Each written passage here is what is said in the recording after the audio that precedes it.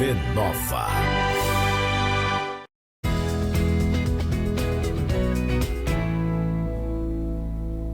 Oi, gente, mais um programa Cuide Mais de Você no Ar. Muito bem-vindos, você que está aí acompanhando a programação da TV Nova, sejam bem-vindos. É muito bom vir entrar na sua casa nessa horinha para falar de saúde, de coisa boa.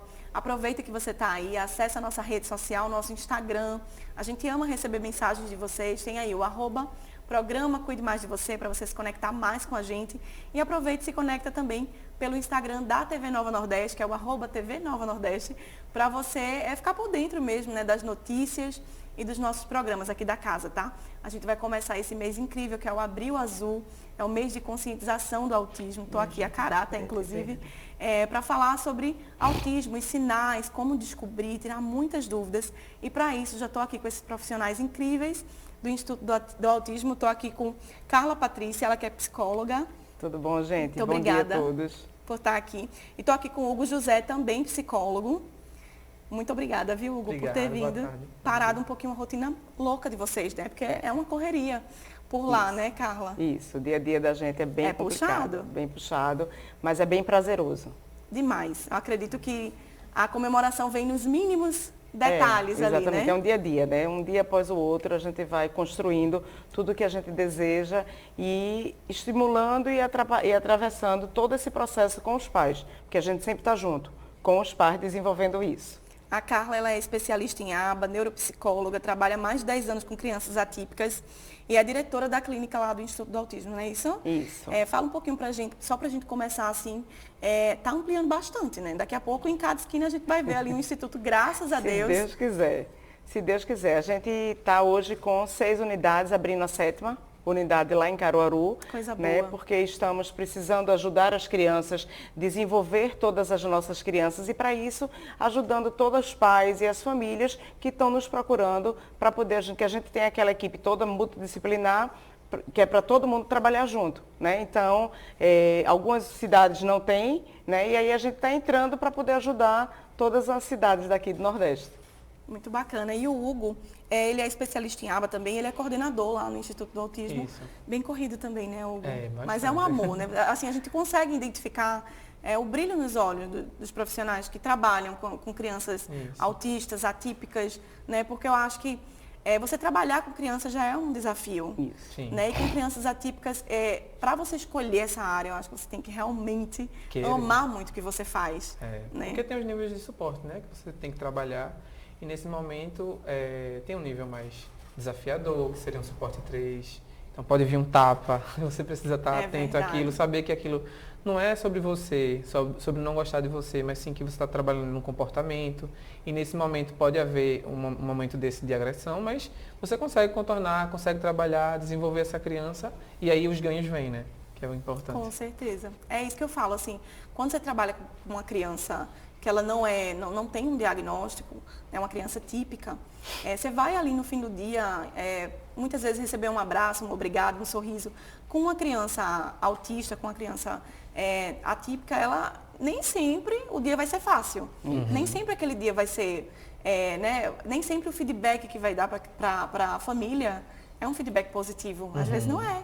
Né? Então, realmente é uma escolha assim, que tem até um vídeo que eu fiz em homenagem assim, a vocês que trabalham.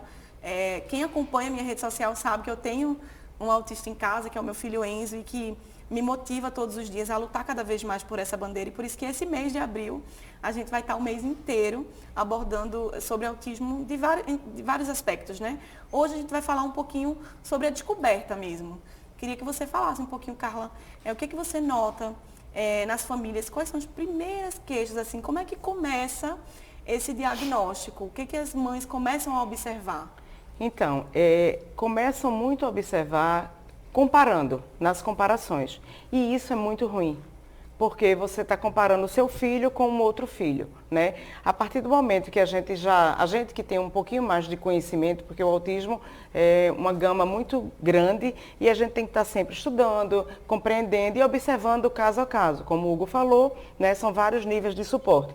Então, do primeiro diagnóstico, a gente tem que observar o desenvolvimento da criança. Então, não compare seu filho com ninguém. Observe o desenvolvimento a partir da amamentação. A criança, quando está no momento da mama com a mãe, ela está sempre de olho com a mãe, observando. Então, ele vai se desenvolvendo, você busca observar. Tipo, se ele já está olhando para você quando você chama, quando você faz um barulho, às vezes um chocalhozinho. Você fez um barulho, a criança não chamou atenção. Então, tipo, isso são alertas que a gente vai começando aos poucos e vamos lá, vamos estimular. E aí começa o estímulo dentro de casa. A partir daí, vai se buscar um neuro. Quando já está passando para 2 anos, 3 anos, entendeu? Mas a gente já está tentando estimular em casa. O difícil é chegar a esse diagnóstico.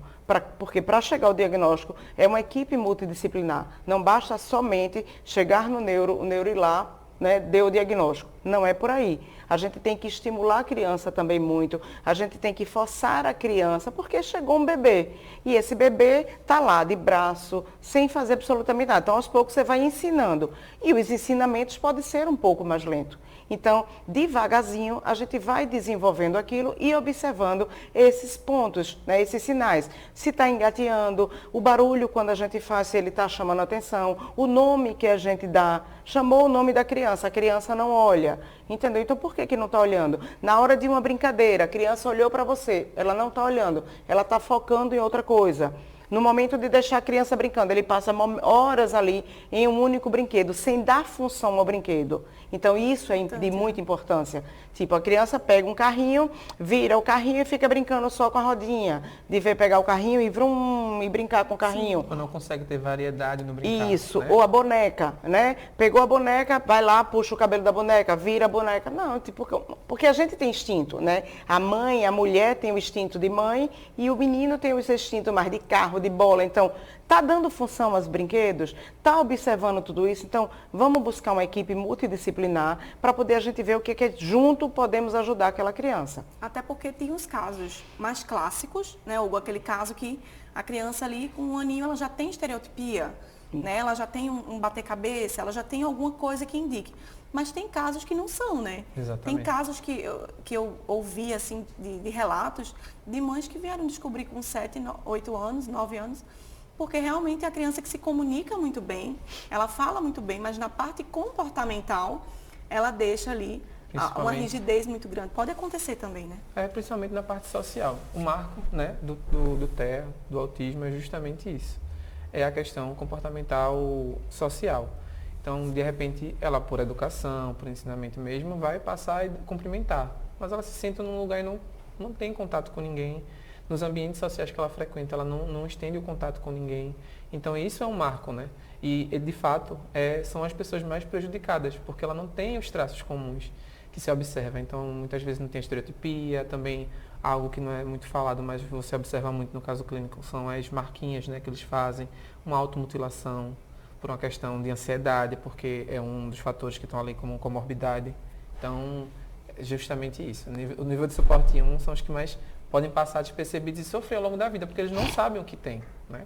Com relação a nível de suporte, Carla, vamos explicar para quem está em casa como é que é feito esse parâmetro, assim, como é que os médicos fazem e quais os níveis que existem, né? Porque eu sei que existe o 1, o 2 e o 3, isso, né? Isso. Temos 3 níveis de suporte, Sim. nível 1, nível 2 e nível 3. O nível 1 foi exatamente isso que o Hugo falou. É um nível que é mais imperceptível. Certo? O nível 2, né? O nível 2 é um nível que a gente observa algumas coisas, tem mais estereotipias, às vezes tem uma fala mais comprometida, entendeu? E o nível 3 é um nível um pouquinho mais agressivo, é um nível que normalmente é muito associado à comorbidade do DI. Porque é uma criança que está com muito mais dificuldade de interagir, de ter o contato social, de tem muitas estereotipias, tem muitas agressividades, às vezes, nesse nível de suporte 3. Então, ela precisa de um suporte maior, né? Isso. Eu vejo muito na clínica, que estou lá diariamente levando meu filho, eu vejo muito que algumas crianças, elas precisam muitas vezes de mais de uma pessoa acompanhando elas ali. Sim. Acontece isso, né, Hugo? Por conta de habilidade, por conta da questão da linguagem. Porque eu acho que um dos marcos, né, que a Carla veio falando aí, que atravessa todos esses níveis é a linguagem. Então você não sabe comunicar o que você está sentindo, que a gente chama de comunicação expressiva, né? Ele vai comunicar aquilo que ele está sentindo. Então, nesse momento, há uma dificuldade grande. Então, às vezes pode chegar para a questão da agressividade. Não é porque a criança tem um perfil agressivo, talvez sim, mas muitas vezes porque a comunicação não chegou. Imagine que você chega num lugar e eles têm uma comunicação aumentativa chamada PECS, DACA, então eles podem se comunicar através daquilo. Hoje em dia até no tablet. Né? Para quem está em casa que não entende, são figuras que ele vai poder, ele vai ser ensinado, na verdade, a se comunicar daquela forma, porque expressando ele não consegue ainda. Você pode já chegar nota nesse... que ele já tem um repertório, mas ainda não consegue se comunicar de forma verbal, vocal. Então ele tem essa comunicação aumentativa. Então muitas das vezes você percebe que há uma frustração, ele pode se bater, que a gente chama de autolesivo, ou pode acabar batendo na pessoa que está ali atendendo, né? Que a gente chama de heteroagressivo. Então isso pode acontecer por conta da falta da linguagem. A linguagem é muito importante. Imagine que você está ali, inclusive hoje em dia tem tablet, facilita muito para esses programas aumentativos, mas antes você podia perder uma figura. Você perdia uma palavra, né, Carla? Isso. Do que você queria comunicar. Imagine que você está aqui conversando e perde uma palavra, você não consegue mais nunca se comunicar. Verdade, muito frustrante. Muito, demais. Para a gente finalizar esse bloco, Carlinha, fala um pouquinho das terapias que tem lá no Instituto do Autismo, né? Que essas crianças, elas chegam lá, elas vão poder contar com quais terapias? Com todas as terapias. Todas Nós trabalhamos com fono, terapia ocupacional, tanto da parte de EVD, porque é um terapeuta, né, terapeuta ocupacional, e tem a abordagem dele na integração sensorial. Trabalhamos com psicopedagogos, com psicólogos, com psicomotricista, fisioterapeuta, nutricionista. Então, a gente abrange todas as especialidades para o desenvolvimento daquela criança. Pronto, a gente vai se aprofundar mais nisso, porque eu acho tão importante a forma, interessante, a forma com que o Instituto do Autismo vem trabalhando, que é em ambientes totalmente diferentes, assim, para você ter noção, dentro da piscina meu filho aprendeu bastante coisa, assim, então, como é importante sair um pouquinho da sala, né, e explorar eu acho que é isso que vem destacando, sabe? Destacando vocês, assim, o trabalho que vocês vêm fazendo. Vamos fazer o seguinte, a gente vai para o intervalo bem rapidinho, porque a gente precisa ir, que a conversa está muito boa, mas já já a gente volta, não sai daí.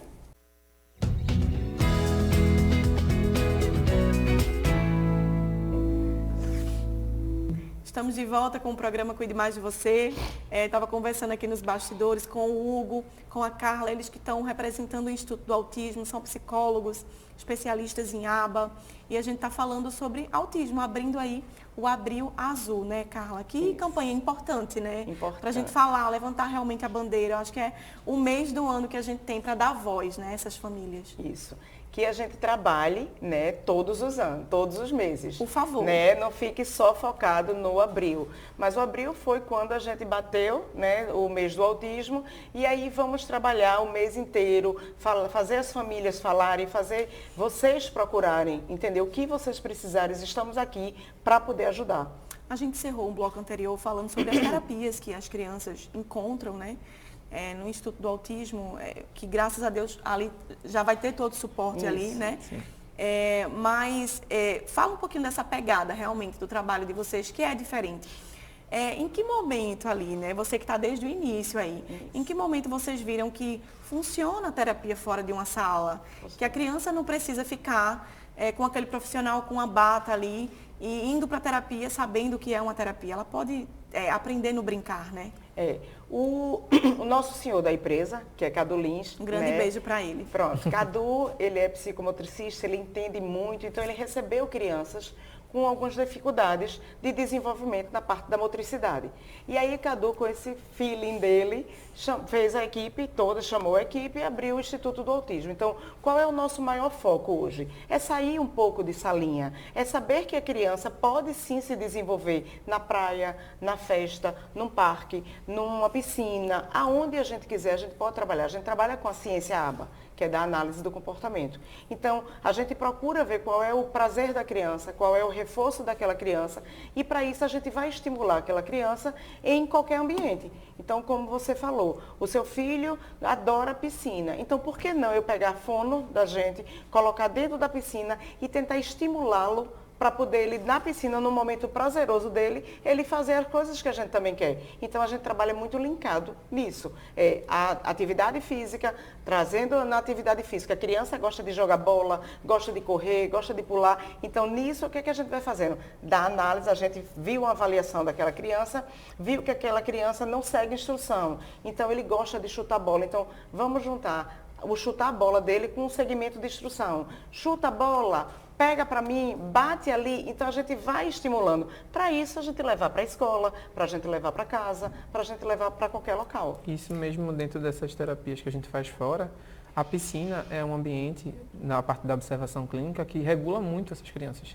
Tem criança que tem dificuldade de regulação. Então, ali, aquele momento está propiciando uma estabilidade para que ela consiga, porque muita da dificuldade de aprendizagem, às vezes, é a regulação, a autorregulação que eles não têm. Gente, eu estou ali e eu converso com muitas mães ali. E assim, o que tem de criança que chegou sem atender a um comando, gente, um comando. Né? E o que eu vejo de mãe muitas vezes emocionadas ali, porque meu filho conseguiu pegar e colocar no lixo. Eu acho que são, né, é uma escadinha assim, que a gente vai subindo pouco a pouco, vai se emocionando. Eu queria que você explicasse um pouquinho, Hugo, o papel importante que a psicologia ABA tem nesse tratamento, né? Eu acredito que todas as crianças que têm o diagnóstico, talvez uma não vá precisar de um nutricionista, porque não tem a seletividade alimentar, mas a psicologia ABA, ela está no tratamento ali, praticamente de todas, né? Fala um pouquinho sobre a importância. Tá. No Instituto a gente consegue concentrar mais no grupo de aplicadores, auxiliares e coordenadores essa observação. A gente também conversa com outras especialidades para abranger, porque, afinal de contas, os protocolos avaliativos, né, Carla? Isso. VIBMEP, EIBA, Social7, ajudam a gente a nortear, porque às vezes vem, como o Carla tinha pontuado anteriormente, com a indicação de que talvez seja TEA ou tenha algum outro transtorno de atraso global. Mas pode ser que durante esse percurso a gente identifique um protocolo mais adequado. Nesse momento que a gente identifica, a gente vai observando e estruturando atividades para que aquela criança consiga se desenvolver. E aí tem vários níveis, né? Tem nível 1, 2, 3, para que a gente entenda qual é a dificuldade. A gente vai quebrar isso em passos e vai aumentando essa habilidade. E o que é de suma importância para a gente, né, dando complementação ao que o Huguinho falou, da psicologia, é que a gente trabalha muito com o comportamento. Então, assim, a gente consegue, junto com toda a equipe, desenvolver o comportamento daquela criança. Então, se ele vai para a terapia de ABA, se ele vai para a terapia de fono, de TO, o psicólogo está lá para trabalhar o comportamento. Porque não adianta só estimular a fala se ele está com o comportamento desregulado. Então, é muito importante para a gente o trabalho do psicólogo nesta atuação do comportamento. A gente estava se tratando ainda de autismo e de Enzo, né? Do meu filho, dando como exemplo mesmo a história dele. Essa questão de sensibilidade sensorial, ela vem muito forte junto com o diagnóstico, né?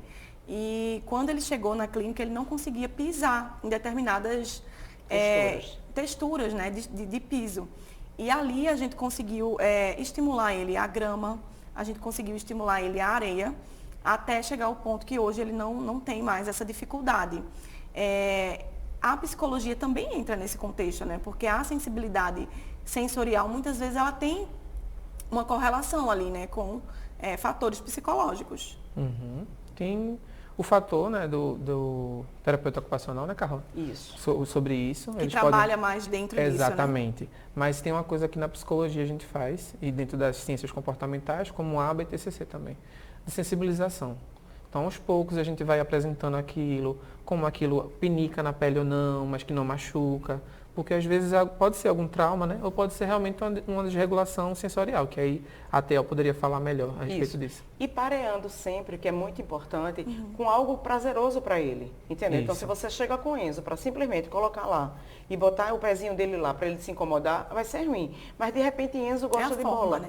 Entendeu? Então, a terapia ABA vai junto trabalhar exatamente isso. Se ele gosta de bola, vamos jogar bola, ficar bem gostoso, num ambiente bem tranquilo para ele. E de repente aquela bola vai correr para um ambiente mais áspero. Então ele vai ter que ir lá buscar. Porque ou ele pega a bola, ou ele continua jogando, ou ele vai deixar a bola de lado. E é algo prazeroso. Então ele vai pegar lá, pega, corre e volta. Então ele já teve a primeira sensação. Entendeu? E daí a pouco a gente vai estimulando ele a buscar a bola lá para fazer isso. Então a gente tem que buscar o que é prazeroso para a criança e desenvolver tudo o que a gente quer naquela criança.